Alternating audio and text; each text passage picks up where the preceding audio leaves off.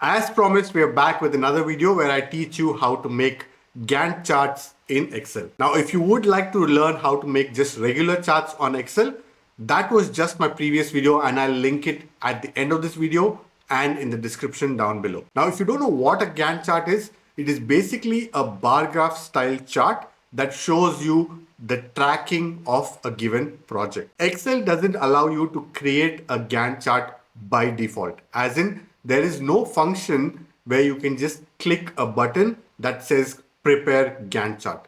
But there is a very simple workaround to this. In this Excel, I've created a table where I'm going to do a home renovation. I've listed down all the tasks that are involved in this renovation.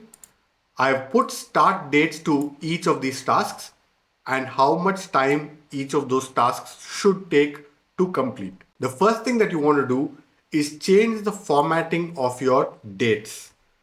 Press Ctrl Shift 1 to change it from the date format to a numerical format. The second step would be to select the tasks, the start date, and the number of days it takes to complete the task. Then go into the insert section of your ribbon and click on insert column or bar chart. Now under the third section here, you will find something called stacked bar. This is the one that you need. Click on it and you'll have this chart in front of you. Now, as you can see, the dates here are still shown in the numerical format. So this is when you come back into the table and press Ctrl Shift 3 to change it back to a date format. We can now change our chart title to Home Renovation. Now, because this is not a Gantt chart by default, the way this chart works is that the blue section on your graph is irrelevant. So to fix this, what we're going to do is click on that and we will find this format data series on the right hand side of your Excel sheet. Make sure you're in the fill and line section and open the fill tab. You can select no fill.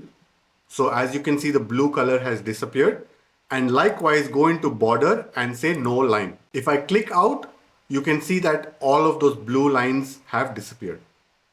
But now we have a lot of blank space that we do not require. To fix this, click on the dates at the bottom of your chart and go back into Axis Options. Open the Axis Options section down here, and here you can change the minimum date and the maximum date.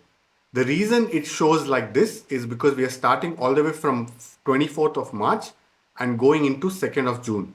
Whereas our project starts on the 14th of April and ends on the 21st of May. So I would recommend that you keep just 1 or 2 days before this date and 1 or 2 days after this date.